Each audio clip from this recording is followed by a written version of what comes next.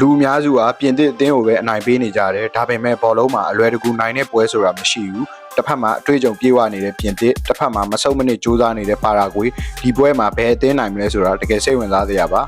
ဘောလုံးချစ်ပရိသတ်များအားလုံးပဲမင်္ဂလာပါ FIFA ကမ္ဘာဖလား16တင်းအဆင့်ရဲ့အရေးကြီးဆုံးပွဲတစ်ပွဲဖြစ်တဲ့ပြင်သစ်နဲ့ပါရာဂွေတို့ရဲ့ပွဲကိုပွဲကြို30ချက်အနေနဲ့တင်ဆက်ပေးသွားမှာဖြစ်ပါတယ်ကျွန်တော်တို့ပထမဦးဆုံးပြင်သစ်အသင်းဘက်ကိုကြည့်မယ်ဆိုရင်ပြင်သစ်အသင်းကဒီပြိုင်ပွဲမှာအကောင်းဆုံးတွေကတသင်း Group Stage မှာတွေကပုံမှန်ထက်ကောင်းတဲ့ကစားပုံပြထားပြီးတော့နောက်ဆုံးပွဲမှာ Sweden ကို 3-0 နဲ့အနိုင်ရခဲ့တယ်သူတို့ရဲ့ကစားပုံကမြန်မြန်ဆန်ဆန်တိုက်စစ်ဆင်နိုင်တယ်ဘောလုံးကိုကင်ပြီးကစားနိုင်တယ်အခွင့်အရေးရရင်ဂိုးဖြစ်ပြောင်းလဲနိုင်တယ်ပွဲလည်ဘက်မှာတော့ပွဲကိုထိန်းချုပ်နိုင်တဲ့အရေးကြီးဆုံးနေရာဘောလုံးကိုကင်ပြီးလှုပ်ရှားပုံကိုသူတို့ကဆုံးဖြတ်ချက်ချတယ်နောက်တန်းမှာစနစ်တကျကြစ်လစ်ထားပြီးတော့အမှားအကြီးတွေမလုပ်တတ်ဘူးအရေးကြီးဆုံးကပြင်သစ်အသင်းမှာအတွေ့အကြုံရှိတယ်ဒီလို knockout ပွဲတွေမှာဖိအားများတဲ့အချိန်ဆိုသူတို့အေးအေးဆေးဆေးကြော်ဖြတ်နိုင်တယ်ဒါပေမဲ့လည်းသူတို့စီမှာအားနည်းချက်တွေရှိတယ်နောက်တန်းရှေ့ရန်တက်လို့နေတဲ့အချိန်မှာနောက်မှာနေရာလွတ်တွေကျန်နေတတ်တယ်အဲ့ဒီအချိန်မှာတံပြန်တိုက်စစ်ခံရရင်အန်ရရှိနိုင်တယ်ဒါကြောင့်ဒီပွဲမှာပြင်သစ်အတွက်အရေးကြီးတာကပွဲကိုထိန်းချုပ်ဖို့နဲ့ဂိုးရင်ရဖို့ဖြစ်တယ်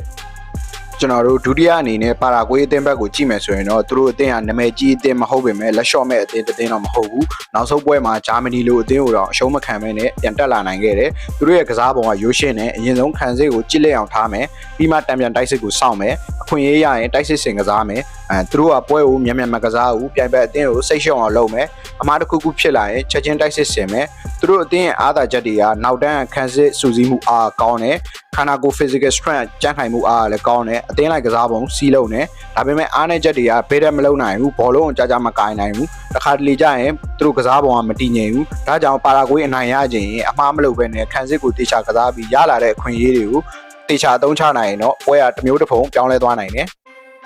ကျွန်တော်တို့ဒီပွဲမှာအဓိကကြည့်ရမယ့်အချက်ကတော့ဘယ်အသင်းကပွဲကိုထိချုပ်နိုင်မလဲဆိုတာပါပြင်သစ်ကဘောလုံးကင်ပြီးကစားခြင်းကစားမယ်ပါရာဂွေကတော့ခံစစ်ကိုကစားပြီးတံပြန်တိုက်စစ်ကိုစောင့်နေမယ်အနေထားတော့ရှိတယ်အရေးကြီးဆုံးကြည့်ရမယ့်အချက်ကတော့ပထမဂိုးပြင်သစ်ကအရင်ဂိုးရဝိုင်းပွဲကလွယ်နိုင်တယ်ဒါပေမဲ့ပါရာဂွေကဂိုးရင်ရသွားရင်ပွဲကိုပိတ်ပြီးတော့ကစားနိုင်တယ်နောက်တစ်ခုကတံပြန်တိုက်စစ်နဲ့ set piece အခြေအနေတွေပါအဲ့နေရာတွေကပွဲရဲ့ရလက်ကိုဆုံးဖြတ်နိုင်တယ်အားသာချက်တွေကိုကြည့်လိုက်မယ်ဆိုရင်တော့ပြင်သစ်အသင်းကပို့ပြီးတော့တာတယ်အရေးအတွေ့အကြုံအင်အားလုံးမှာပြင်သစ်ကတာပါတယ်ဒါပေမဲ့ဘောလုံးဆိုတာအမြဲမျှော်မလင့်ထားတဲ့အရာတွေဖြစ်လာတတ်တာကြောင့်ပါရာဂွေကခန်းစစ်ကောင်းကောင်းနဲ့ကစားနိုင်မယ်ဆိုရင်တော့ပွဲကိုခက်ခဲစေနိုင်တယ်ကျွန်တော်ရဲ့ဂိုးရဲ့ခံမှန်းချက်ကတော့ပြင်သစ်2ပါရာဂွေ0ဒါမှမဟုတ်ပြင်သစ်2ပါရာဂွေ1ဖြစ်နိုင်ရရှိတယ်ဒီပွဲကိုဘလို့ထင်ကြလဲပြင်သစ်ပဲအလွယ်တကူနိုင်ရသွားမလားဒါမှမဟုတ်ပါရာဂွေကအန်အသင်းပွဲရလက်တွေနဲ့ surprise ပြန်တိုက်သွားမလားဆိုတာ comment မှာရေးခဲ့ပေးခဲ့ပါဦးကျွန်တော်တို့ channel လေးမှာဘောလုံးပွဲတွေကိုနေ့စဉ်တင်ဆက်ပေးနေတာမို့လို့ like နဲ့ follow မလုပ်ရသေးရင်လုပ်ပေးခဲ့နော်အားလုံးကျေးဇူးတင်ပါတယ်နောက်ဗီဒီယိုတွေမှာပြန်တွေ့ပါမယ်